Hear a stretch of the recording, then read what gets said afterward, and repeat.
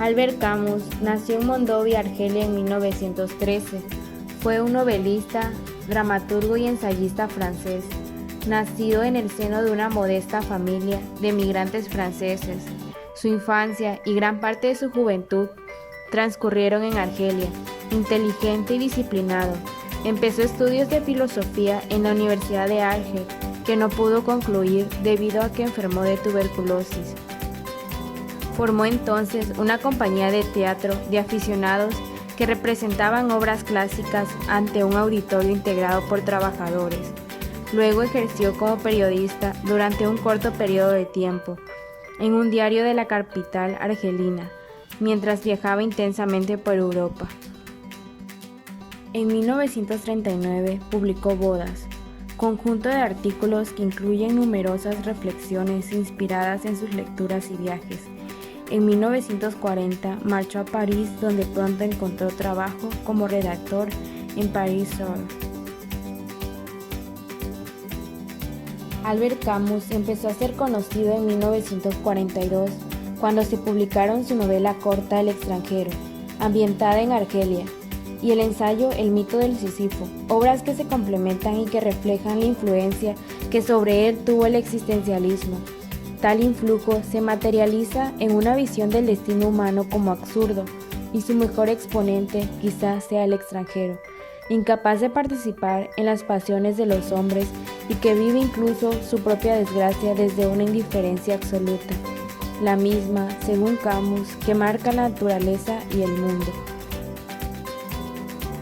Su novela La peste, de 1947, supone un cierto cambio en su pensamiento. La idea de la solidaridad y la capacidad de resistencia humana frente a la tragedia de vivir se imponen a la noción del absurdo. La peste es a la vez una obra realista y alegórica, una reconstrucción mítica de los sentimientos del hombre europeo de la posguerra, de sus terrores más agobiantes. El autor precisó su nueva perspectiva en otros escritos, como el ensayo El hombre en rebeldía de 1951 y en relatos breves como La caída y el exilio y el reino, obras en que orientó su moral de la rebeldía hacia un ideal que salvara los más altos valores morales y espirituales, cuya necesidad le parece tanto más evidente cuanto mayor es su convicción del absurdo del mundo. Sartre y Albert Camus se conocieron en junio de 1943 y en menos de 10 años se separarían para siempre en condiciones irreconciliables.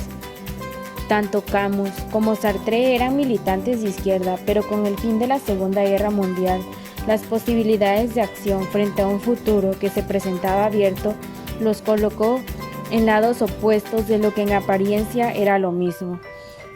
Y a medida que cada uno empezó a apoyar su frente ideológico, ocurrió un enfrentamiento histórico en el que Sartre justificaba la violencia inherente de la revolución social y Camus se oponía a ella. Estas diferencias filosóficas mutaron en enfrentamientos políticos y en 1952 ambos autores rompieron relaciones. Camus, muy lejos de todo dogma, se opuso al cristianismo, al marxismo, al existencialismo y a todas las ideologías y las abstracciones que alejan al hombre de lo humano. Fuera de contexto, su famosa afirmación, la única cuestión importante de la filosofía es el suicidio, suele ser mal comprendida. ¿Por qué suprimirse o seguir viviendo no es, para Camus, una opción tajante y sin matices? Alude, sí, a lo que llama el absurdo de la vida. Si todos hemos de morir, la vida es una broma. Sin embargo, defendió sin dudas ni vacilaciones la lucha por la libertad, hasta el punto de intentar alistarse contra el nazismo en 1939 y rechazado por su incurable tuberculosis.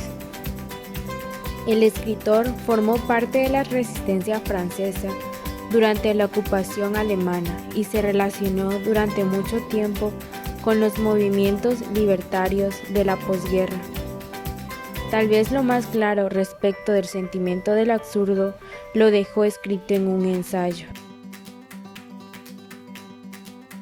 Albert Camus citó las siguientes palabras: los líderes religiosos y los creadores de sistemas y visiones del mundo metafísico han tratado de saciar las necesidades de buscar un significado del mundo, de la vida humana, de la historia, pero sus interpretaciones del mundo no se sostienen ante la crítica.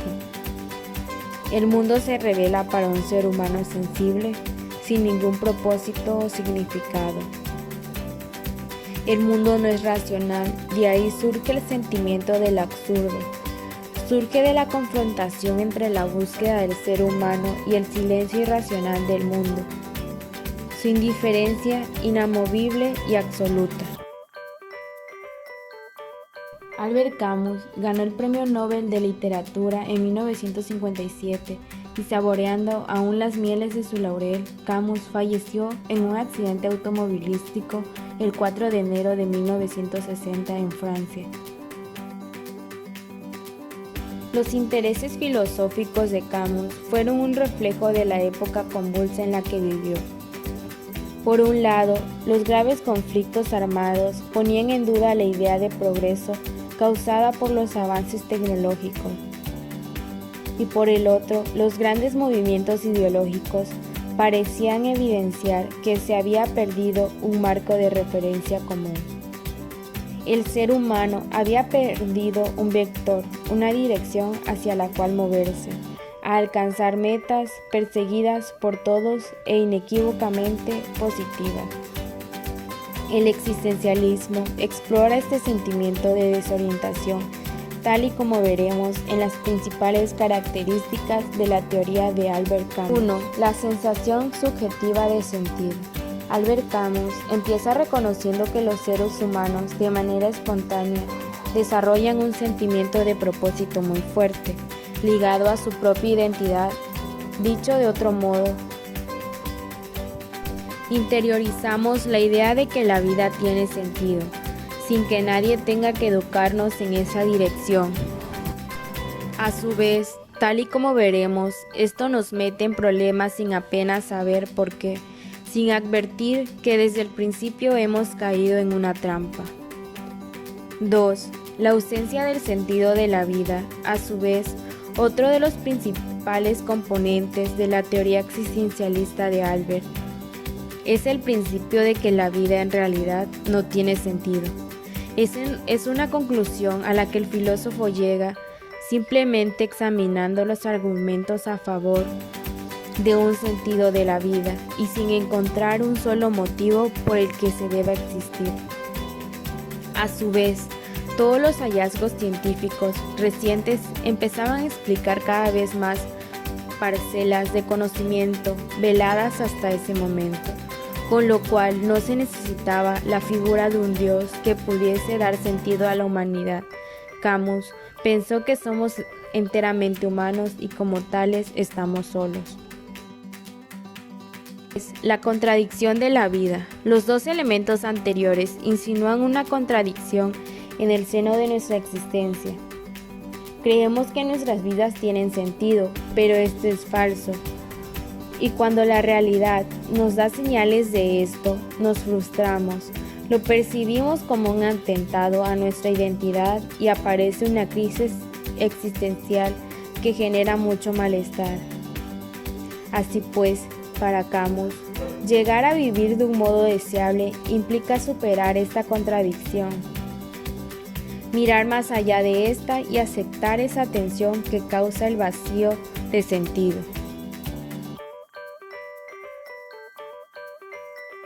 4. Asumiendo el no sentido. ¿Cómo llegar a vivir bien? La solución está en asumir la ausencia de un sentido construido desde fuera y construirlo uno mismo.